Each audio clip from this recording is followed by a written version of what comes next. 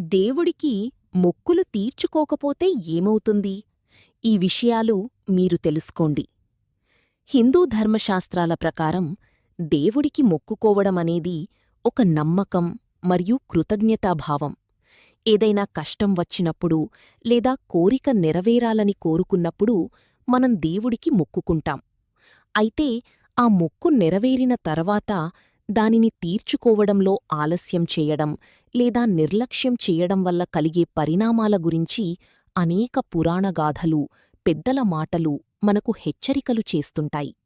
నిజానికి దేవుడు మన దగ్గరనుంచి ఏమీ ఆశించడు. కాని మనం చేసిన వాగ్దానాన్ని నిలబెట్టుకోవాలనేది ఒక క్రమశిక్షణ. మొక్కు తీర్చుకోకపోతే మానసికమైన అశాంతి కలగడం, చేస్తున్న పనుల్లో ఆటంకాలు రావడం వంటివి జరుగుతాయని లోకోక్తి. దీనిని శాస్త్రీయంగా చూస్తే మనమొక పని చేస్తానని సంకల్పించుకుని చెయ్యకపోతే మన ఉపచేతన మనస్సులో ఒక తెలియని భయం, అపరాధభావం ఏర్పడతాయి. దీనివల్ల ఏకాగ్రత దెబ్బతిని పనులు విఫలమయ్యే అవకాశముంటుంది. అలాగే పురాణాల ప్రకారం చూస్తే మొక్కులు చెల్లించకపోవడాన్ని దేవరుణంగా పరిగణిస్తారు.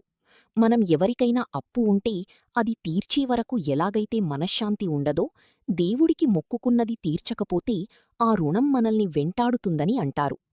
కొన్ని సందర్భాల్లో ఇంట్లో తరచూ అనారోగ్య సమస్యలు రావడం, ఆర్థికంగా ఇబ్బందులు కలగడం వంటివి జరిగినప్పుడు మొక్కులు ఏవైనా మిగిలిపోయాయేమో అని పెద్దలు గుర్తుచేస్తుంటారు. తిరుమల వెంకటేశ్వర స్వామి వంటి క్షేత్రాల విషయంలో మొక్కుల పట్ల మరింత జాగ్రత్తగా ఉండాలని భక్తులు నమ్ముతారు. అయితే ఒకవేళ అనుకోని పరిస్థితుల వల్ల మొక్కు తీర్చుకోలేకపోతే ఆ తప్పును క్షమించమని వేడుకుంటూ వీలైనంత త్వరగా దానిని పూర్తి చెయ్యడం ఉత్తమం.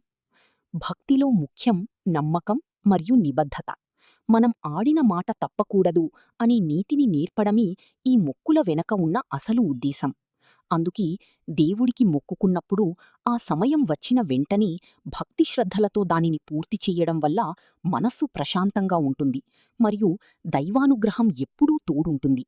మన సంకల్పం ఎంత బలంగా ఉంటే మనం చేసే మొక్కు కూడా అంత పవిత్రంగా ఉండాలి. కాబట్టి దైవకార్యాల విషయంలో నిర్లక్ష్యం వహించకుండా ఇచ్చిన మాటను నిలబెట్టుకోవడం ద్వారా అరిష్టాలను తొలగించుకుని సుఖశాంతులతో వర్ధిల్లవచ్చు.